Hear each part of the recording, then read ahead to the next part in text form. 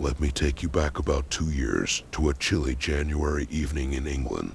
The memory of this incident still lingers with me, as it's not the kind of thing you easily forget. At the time, I was a 22-year-old woman recovering from a serious workplace accident. The mishap had left me with a concussion and some nerve damage in my back, prompting a hospital visit. After a few days, I was finally cleared to go home, and it was my mother, who is around 50 years old, who came to pick me up. It was around 9 p.m. when my mother and I embarked on the journey back home. The house was a good 2-hour drive away, and the darkness outside was only amplified by the chill in the air. My mother had always mentioned feeling a bit strange when driving on a particular stretch of road, but I had never given it much thought. I chalked it up to her discomfort with nighttime driving, as she tended to get easily spooked. As we drove, the road stretched out ahead of us, illuminated by the headlights. Then, something caught our attention. A bright red car suddenly sped past us, overtaking our own vehicle. It was moving pretty fast, and in the darkness, it stood out vividly against the backdrop. The odd thing, though, was that there didn't appear to be any oncoming traffic. The road was straight, so the situation didn't seem all that risky, given the circumstances. Yet, as the red car pulled alongside us, we witnessed something that defied explanation. It passed through what looked like a misty, white truck that was coming toward it. My heart skipped a beat, and I instinctively covered my eyes, bracing for impact. But nothing happened. The red car continued on its way, as if nothing out of the ordinary had occurred. My mind raced, trying to process what I had just witnessed. Part of me wondered if my concussion was playing tricks on me. Curiosity got the best of me, and I glanced over at my mother, who was behind the wheel. The expression on her face told me that she had seen it too, that inexplicable event. Her grip on the steering wheel was tight, and her eyes were wide with shock. The car's interior might have been dimly lit, but her reaction was unmistakable. I could sense her disbelief and surprise, even though she was trying to keep her composure. In a hushed voice, I asked, "Did you see what I saw?" Without any hesitation, she replied, "That car just went through a truck." Her response sent a chill down my spine, confirming that I wasn't alone in my perception of the strange occurrence. The remainder of the journey was marked by an eerie silence. I could tell that my mother was attempting to distract herself from the unsettling experience. As she turned on the car radio, she drove a bit faster than usual, almost as if she were trying to put some distance between us and whatever had just transpired on that road. When we finally reached home, I noticed that my mother was practically sprinting from the driveway to the safety of the house. It was as if she wanted to escape the lingering unease that had settled upon us during that journey. As we settled in, the memory of that night stayed with us, a mysterious and unexplained chapter that we both shared.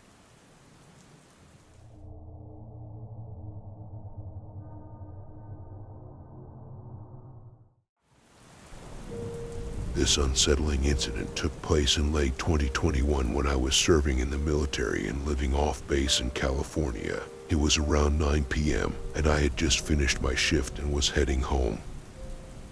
As I pulled into the parking garage of my apartment complex, I immediately noticed a man I had never seen before. His presence seemed out of place, and it was clear to me that he didn't belong there. He was leaning against one of the support columns, staring intently through my windshield.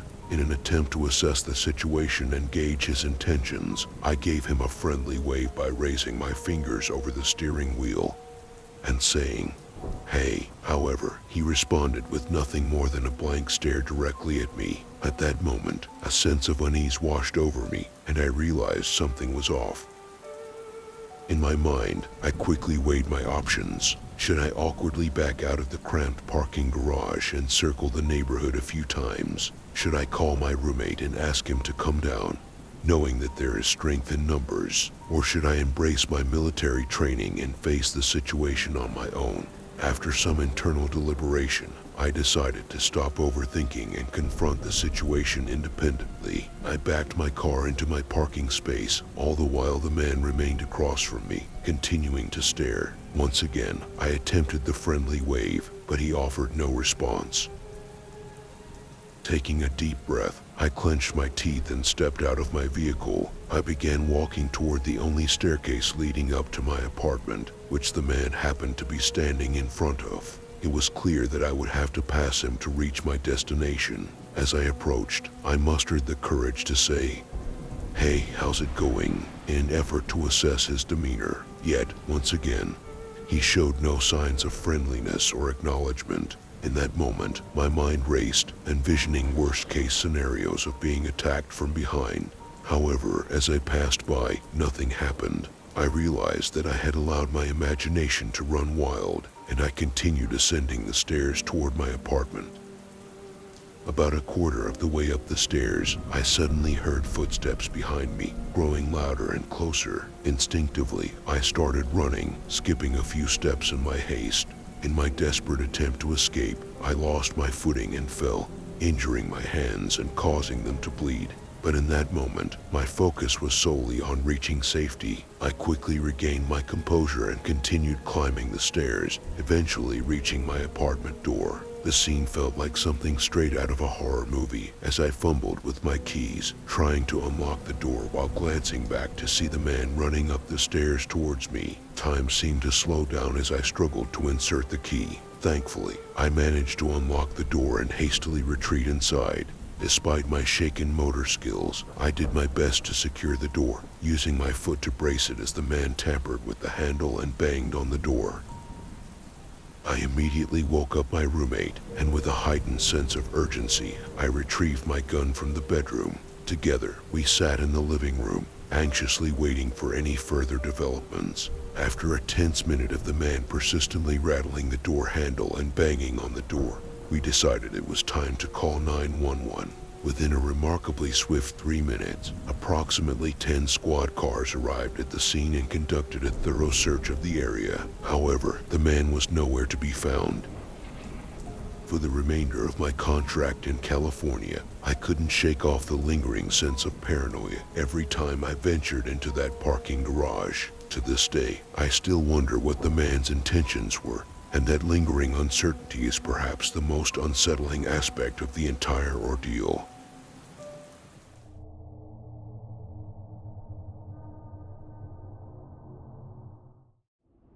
Let me begin by stating that I've never been a firm believer in the supernatural, whether it's ghosts or demons. However, an experience from last night shattered my skepticism and taught me a humbling lesson. To provide some context, it was my birthday, and my girlfriend and I decided to spend the evening at her apartment after a few drinks. She shares the apartment with one roommate who happened to be absent at the time. As we settled in for the night, everything seemed normal, just as any other night. We eventually drifted off to sleep.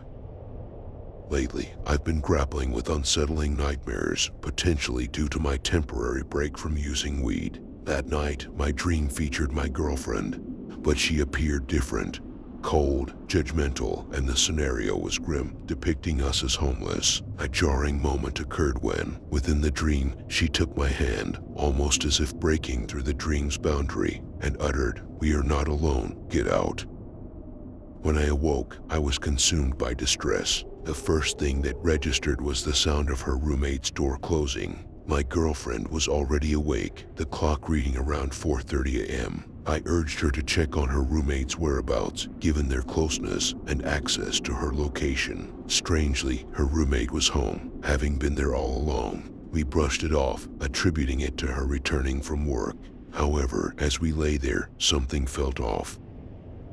The room was enveloped in an eerie silence, and its atmosphere seemed subtly altered. Shadows played tricks, lighting danced peculiarly, though admittedly, 4:30 a.m. was an uncharted hour for me. The room, suddenly, felt suffocating, and a primal sense of dread surged through me. It was as if all my instincts were screaming to flee. I mustered the courage to ask my girlfriend if she was okay. To my alarm, she replied that something felt terribly wrong, an unsettling sensation of being watched.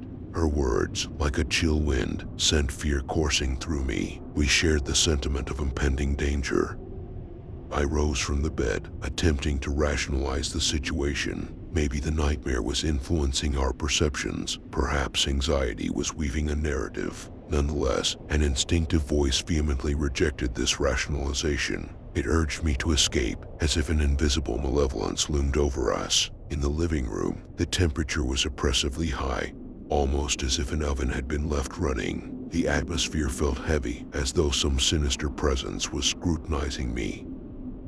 Rushing back to her room, I suggested we leave for her mother's place. My girlfriend agreed, her voice trembling and her eyes welling up with tears. We dressed hastily, collected her cat, and fled in the car, as if fleeing from an unseen threat. During the drive, we shared our experiences, coming to the unsettling conclusion that our feelings of unease were mutual. Something was amiss, an ominous force that transcended our individual perceptions. As I ponder the events of that night, I grapple with trying to understand what occurred. We're awaiting word from her roommate to determine if she felt anything similar. I'm open to any insights, whether spiritual or scientific. I yearn to make sense of the ordeal. Was my dream a premonition, or did we simply allow fear to grip us? Regardless, whatever was present that night felt far more potent and expansive than ourselves.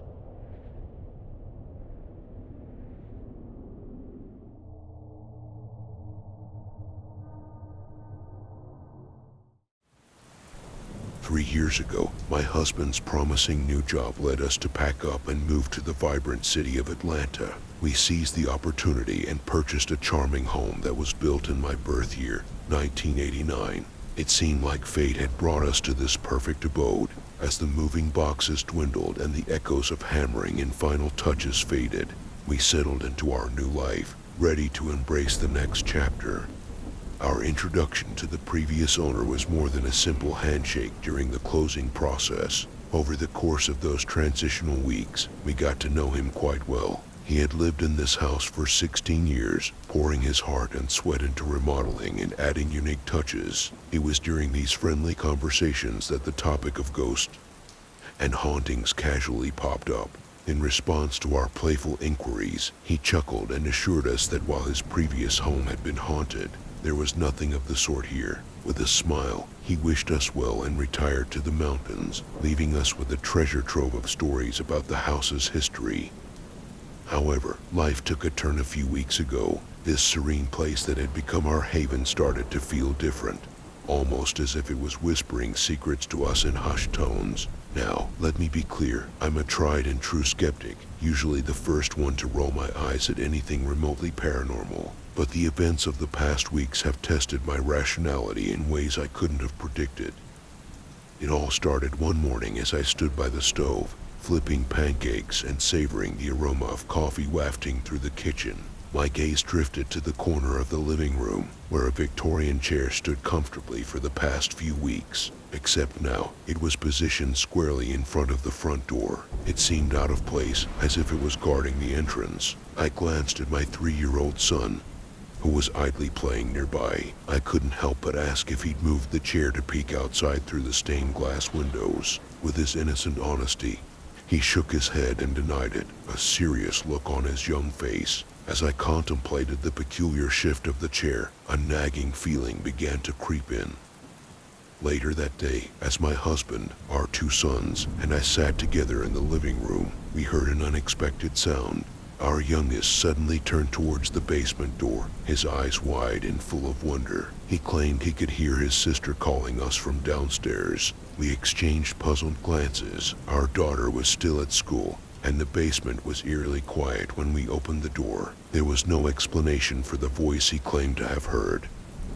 Days later, another curious incident took place. My husband, always on the lookout for a good deal, stumbled upon a $30 La-Z-Boy recliner at Goodwill. He brought it home, placing it by the living room window, creating an ideal spot for relaxation. We spent a lazy afternoon taking turns enjoying its plush comfort.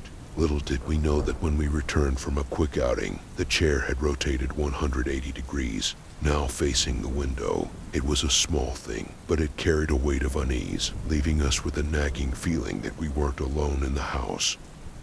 Half-jokingly, we discussed the idea of installing cameras to capture these bizarre occurrences. In an attempt to use one of our outdoor cameras indoors, we discovered that it refused to connect to its syncing device. It was almost as if whatever was happening didn't want to be captured on film.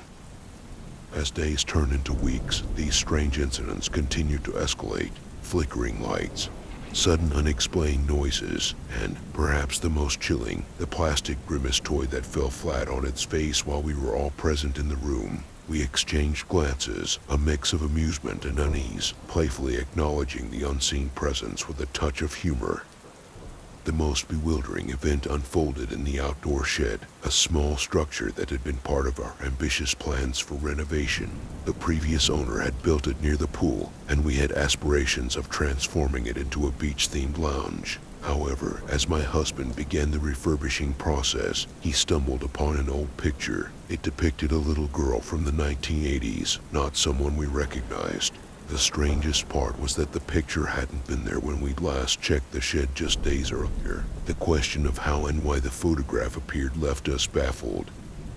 Amid these curious happenings, we started to hear odd bumps and thuds emanating from the second floor. It wasn't the creaks and groans typical of an old house. It was as if something was trying to communicate.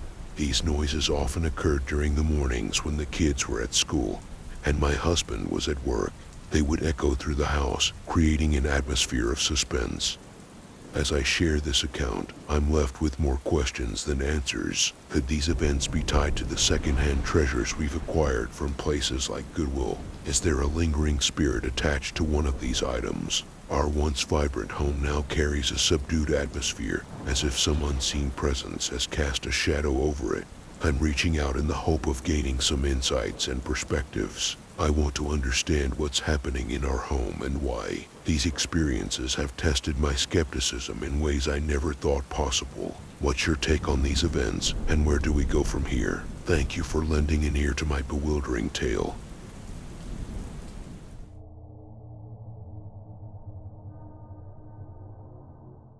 I'm in my mid-20s, working in marketing and sales, happily engaged to my girlfriend, and we have a son with another baby on the way. My life has been relatively normal, free of smoking, drinking, pills, or diagnosed mental health issues. Growing up, I enjoyed a healthy and content childhood, and even now, I consider myself fortunate in many aspects of life. There's something I've been carrying within me, a memory from my early years that I've been trying to make sense of. I've never shared it before, but I think it's time to get it off my chest and see if anyone else has experienced anything similar. My earliest memory dates back to when I was around 3 or 4 years old. It's a surreal recollection, almost like the moment a robot flickers to life. I found myself engulfed in darkness, conscious yet unable to see anything for about 5 to 10 seconds. When my vision finally emerged, it was in black and white. I was seated in what I believe was my parents' kitchen,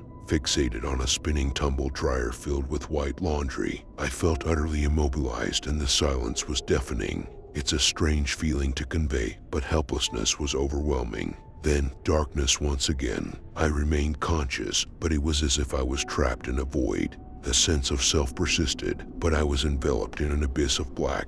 And then, the world reappeared before me. I was in a pitch-black environment, surrounded by towering white structures that resembled pillars. Atop these pillars were figures crafted from wisps of white smoke. I couldn't discern their features, only their ghostly presence. There must have been dozens of them, gazing at me intently. The landscape extended into a sort of labyrinth, and as I tried to make sense of my surroundings, the ground trembled. I spun around to witness an enormous white sphere hurtling toward me. In my panic, I bolted, the feelings of helplessness and fear washing over me once again. The intensity of those emotions is enough to give me chills even now. I sprinted, desperate to escape the incoming sphere, but it was relentless in its pursuit. Eventually, it collided with me, obliterating my being.